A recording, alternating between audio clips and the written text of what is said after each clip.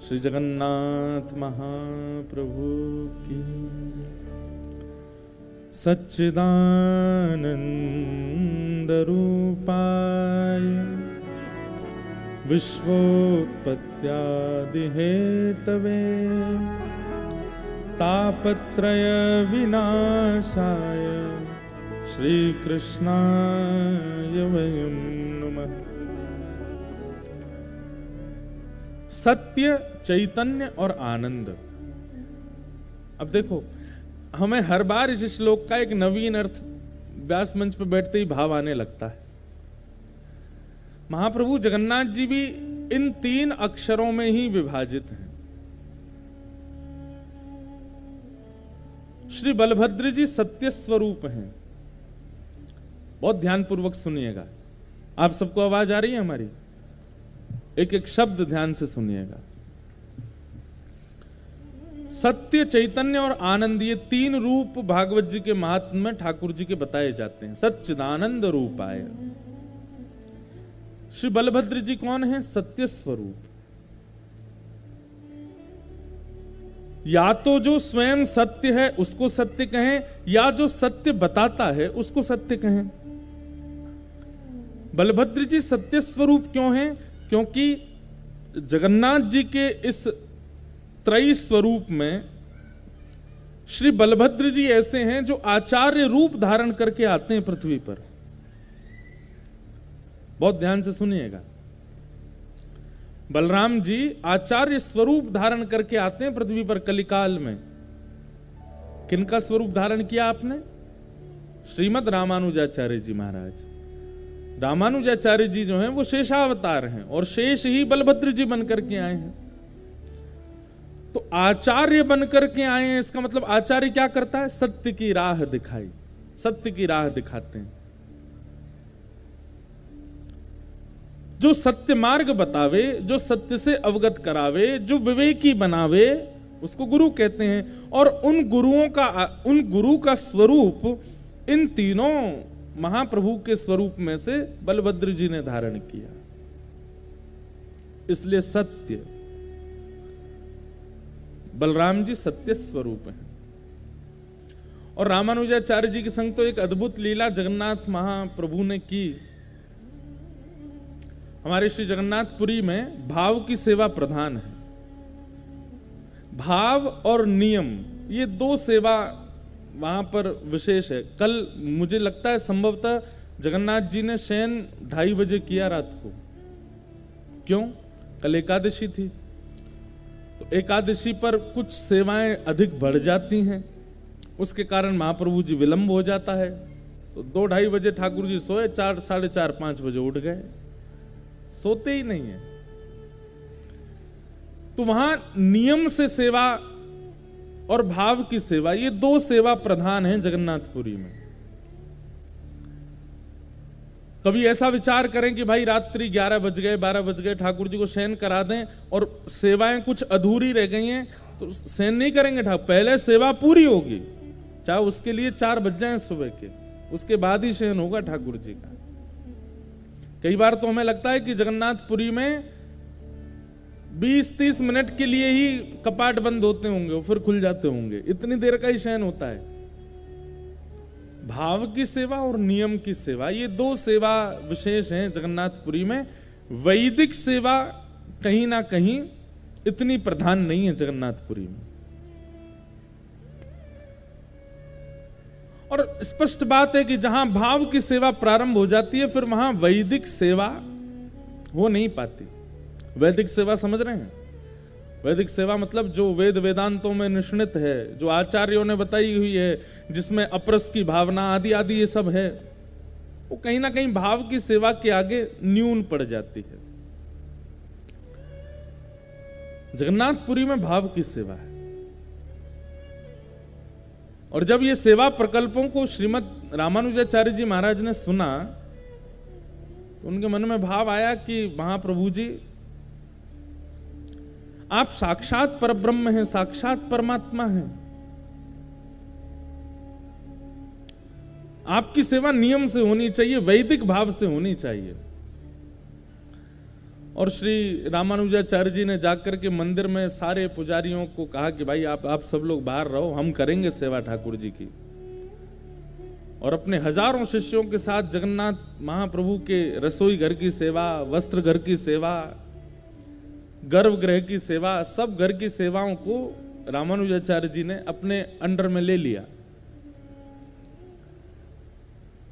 लेकिन महाप्रभु जी जब भाव की सेवा से रुचिकर हो चुके थे तो उनको वैदिक सेवा में आनंद नहीं आ रहा था। और ऐसा भाव बताते हैं कि 4 दिन में ही श्री जगन्नाथ महाप्रभु का जो श्री विग्रह है वो पतला पतला सा होने लगा। ऐसे लगने लगे ठाकुर जी सूख गए हैं क्या, डाइटिंग कर रहे हैं बहुत ज्यादा। हमको जब महाप्रभु जी के जब सब अंग से भी मिलते हैं ना, वो लोग बताते हैं, बोले महाराज जी नवकलेवर के बाद जो प्रथम दर्शन होता है ना जगन्नाथ जी का, आप उसमें जगन्नाथ जी को देखेंगे तो आपको ऐसा लगेगा कि ये कितने पतले से ठाकुर जी हो गए। लेकिन बोले जैसे जैसे सेवा होती रहती है श्री महाप्रभु जगन्नाथ जी ऐसा लगने लगता अब थोड़े मोटे हो गए, अब थोड़े न इनका वजन बढ़ गया है। नव कलेवर के पहले दिन के ठाकुर जी बिल्कुल ऐसे लगेंगे पतले दुबले। तो श्री रामानुजाचार्य जी और सब शिष्यों ने जब सेवा करना प्रारंभ किया तो महाप्रभु जी मानो जैसे अपने भक्तों के विरह में वजन घटा लिया ठाकुर जी ने।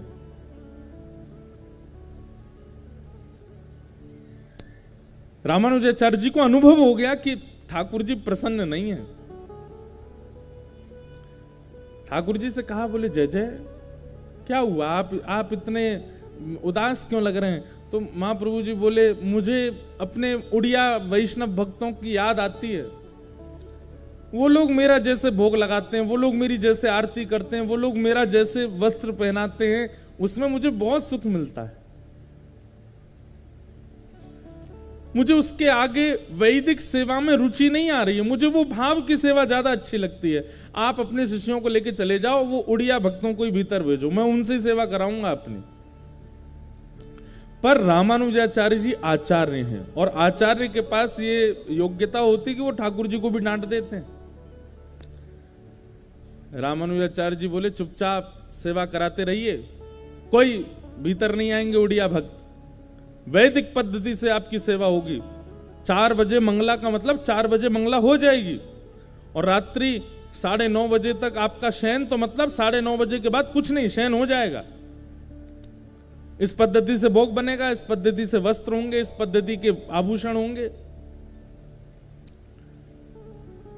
महाप्रभु जी ने पहले निवेदन किया कि आप उनको सेवा में आने दो, लेकिन जब रामानुजाचार्य जी बोले नहीं वैदिक पद्धति से ही होगी, तो ठाकुर जी रात्रि में बलभद्र सुभद्रा जी के साथ बैठे मीटिंग कर रहे हैं। बोले क्या करें, ये रामानुजाचार्य जी को कैसे भेजें यहां से?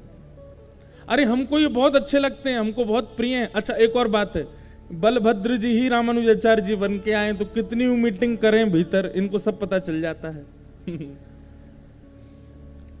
तो ठाकुर जी बड़े संकोच में, सुभद्रा जी से कुछ काना फूसी भी करते हैं तो बलराम जी देखते हैं क्या हो रहा है। अब कैसे कहें यही तो रामानुजाचार्य बन के आए हैं। तभी ठाकुर जी ने भीतर गर्भगृह में तो देख लिया कि यहां काम बनने वाला नहीं है। तभी सामने विराजमान श्री गरुण जी, उनको इशारा किया। अच्छा देखो एक बात, ये तो हम लीला सुंदर करने के लिए ऐसा बोल देते, परंतु ठाकुर जी के तो मन के भाव सब समझ जाते हैं। आप यदि बहुत नियम से सेवा करते हैं तो ऐसा थोड़ी है कान में आके ठाकुर जी आपके बोलेंगे। आपको मनी मन पता लगता रहेगा कि ठाकुर जी क्या चाह रहे हैं, ठाकुर जी ऐसा पाना चाह रहे हैं, ठाकुर जी ऐसा कहना चाह रहे हैं।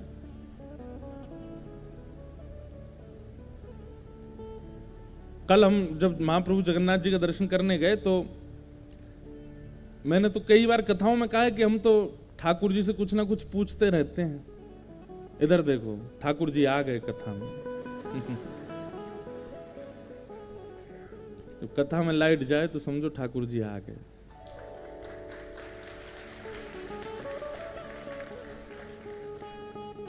तो कल जब हम दर्शन करने गए तो कुछ हमारी माता जी ने कुछ कहा था कि जगन्नाथ महाप्रभु से पूछना, आज्ञा लेना, क्या कहते हैं।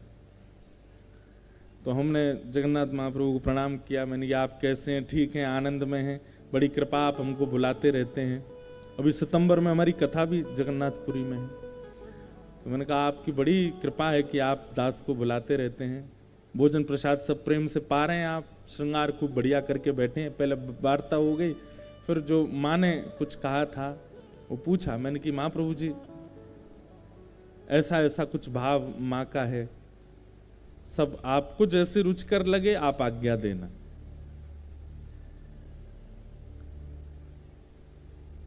अब मैं बैठा था, कोई आज्ञा तो कुछ दी नहीं उन्होंने, ऐसा कुछ मन में आया नहीं कि ये कह रहे हो कि हाँ ठीक है।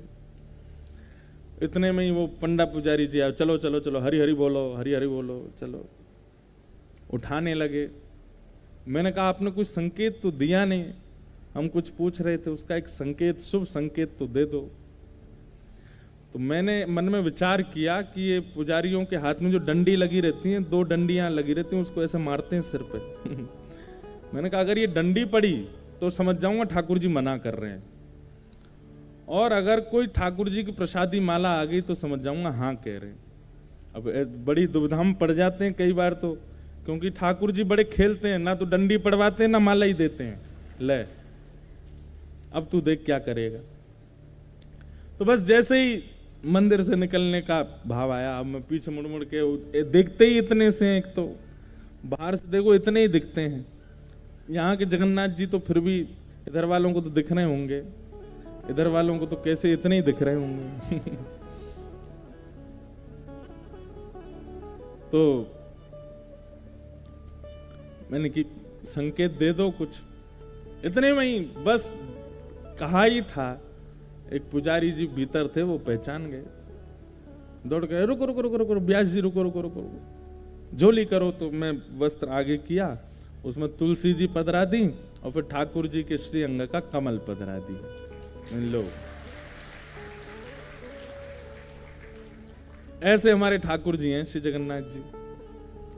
तो ठाकुर जी ऐसा नहीं कि कान में आके कुछ कहते होंगे या आपको बैठा के बोलते होंगे।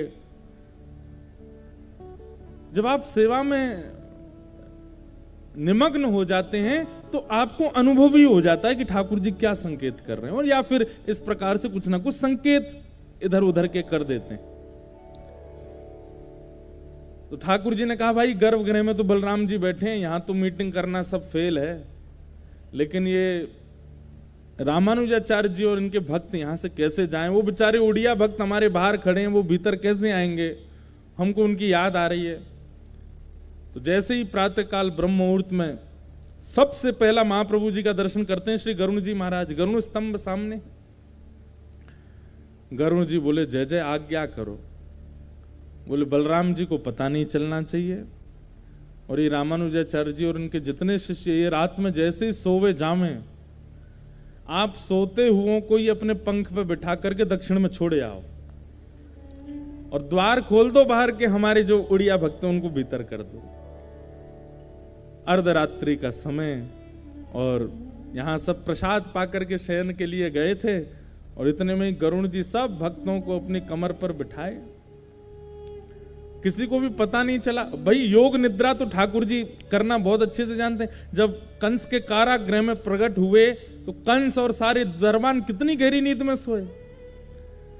हमारे यहां वैदिक रूप से कहा भी जाता है ना, या देवी सर्वभूतेषु निद्रा रूपेण संस्थिता। ये निद्रा भी, अगर आपको रात्रि सोए और सीधे सुबह उठे, बीच में एक बार भी आंख नहीं खुलती है, तो उस समय यही सोचना चाहिए कि ये देवी साक्षात निद्रा देवी आई थी आज, इसीलिए अखंड निद्रा आई है।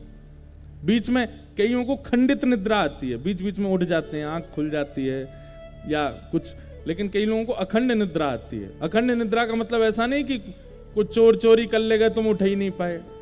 अखंड निद्रा का मतलब ऐसा होता है कि आप डिस्टर्ब नहीं होते, बस एक बार आंख लगी सीधे सुबह उठते हैं। ये भी ठाकुर जी की कृपा से होता है, वो देवी का स्वरूप माना जाता है उस निद्रा को। योग निद्रा में सोए थे सारे रामानुजाचार्य जी के भक्त और रामानुजाचार्य जी, और श्री गरुड़ जी महाराज ने अपने पीठ पर बिठाया और लेकर के सीधे तिरुचिरापल्ली, तिरुचि के पास में श्रीरंगम, वहां ले जाकर के सुला दिया। जैसे मंगला का समय हुआ, महाप्रभु जी, श्री रामानुजाचार्य जी और सब भक्त उठे, तो देख करके घबरा गए, बोले खंबे बदल गए, छत बदल गई, कमरे बदल गए, ये हुआ क्या? इधर उधर दौड़े, बोले कहां आ गए हम लोग। जैसे ही भवनों से बाहर निकल के देखा तो श्री रंगनाथ भगवान का गौपुरम दिखाई दिया। तब अरे ये तो हम दक्षिण में आ गए। तब श्री रामानुजाचार्य जी मंद मंद मुस्काने लगे, बोले जय हो महाप्रभु जी, खुद ही वेदों का निर्माण करवाया है, खुद ही वैदिक नियम बनाए हैं, खुद ही पालन नहीं कर रहे हैं। क्यों? क्योंकि भाव की सेवा ठाकुर जी को बहुत प्रिय लग गई। भाई देखो, एकमात्र संसार में एक रस्सी है ऐसी जिसका नाम है प्रेम, प्रेम पाश, जिसमें परमात्मा से लेकर के जीवात्मा सब बंध सकते हैं। और प्रेम की इस पाश में इतनी सामर्थ्य सबको बांध सकता है। ठाकुर जी बंध गए और उस प्रेम की पाश में बंधे ठाकुर जी का प्रत्यक्ष दर्शन होता है जगन्नाथपुरी में।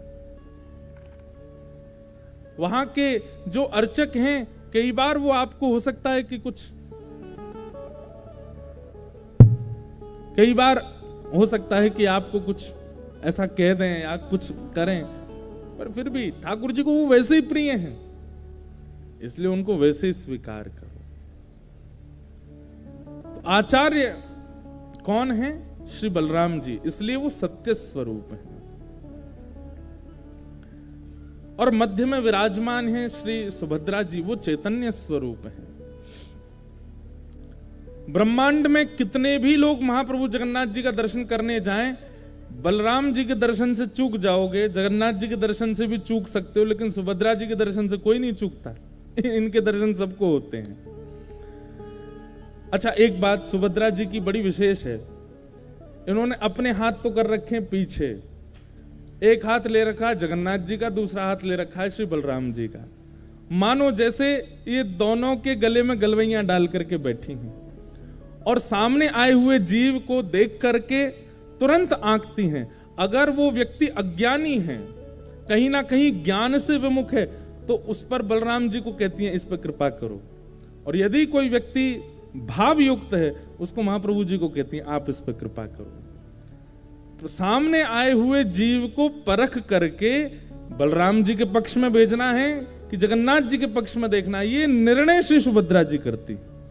इसलिए सबको दर्शन श्री सुभद्रा जी का होता है, वही चैतन्य है।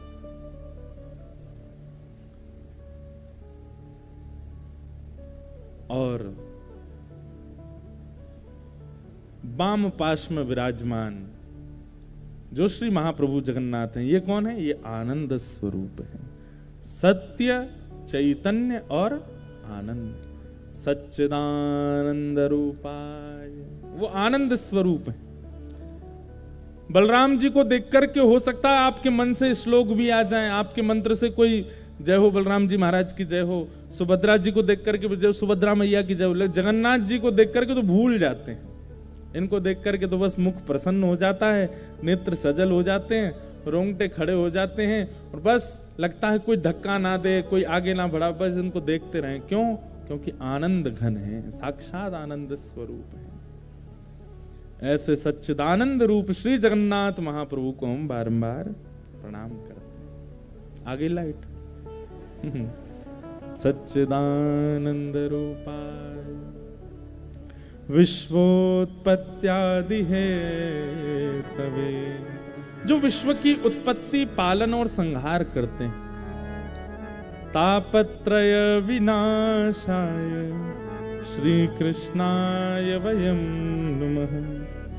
विश्व की उत्पत्ति, पालन, संहार करने वाले ऐसे श्री कृष्ण को हम बारंबार प्रणाम करते हैं, बारंबार वंदन करते हैं। इतने भाव हैं श्री जगन्नाथ जी के लिए, रह रह करके याद आते हैं। अब ये कुछ भाव बता दें, अब ऐसा कुछ सुना दें, अब ऐसा कुछ कह दें, इतने श्री जगन्नाथ जी के भाव हैं। हम तो कहते हैं अपनी कथा में कि भारतवर्ष में सब जगह ठाकुर जी प्रत्यक्ष विराजमान हैं। लेकिन फिर भी महाप्रभु जगन्नाथ जी को अगर आप देख लेते हैं तो ये समझ लिए साक्षात श्री कृष्ण को देख करके आए हैं, साक्षात परब्रह्म का दर्शन करके आए हैं, प्रत्यक्ष ठाकुर जी हैं श्री जगन्नाथ महाप्रभु। ऐसे श्री कृष्ण को हम बारंबार प्रणाम करते हैं।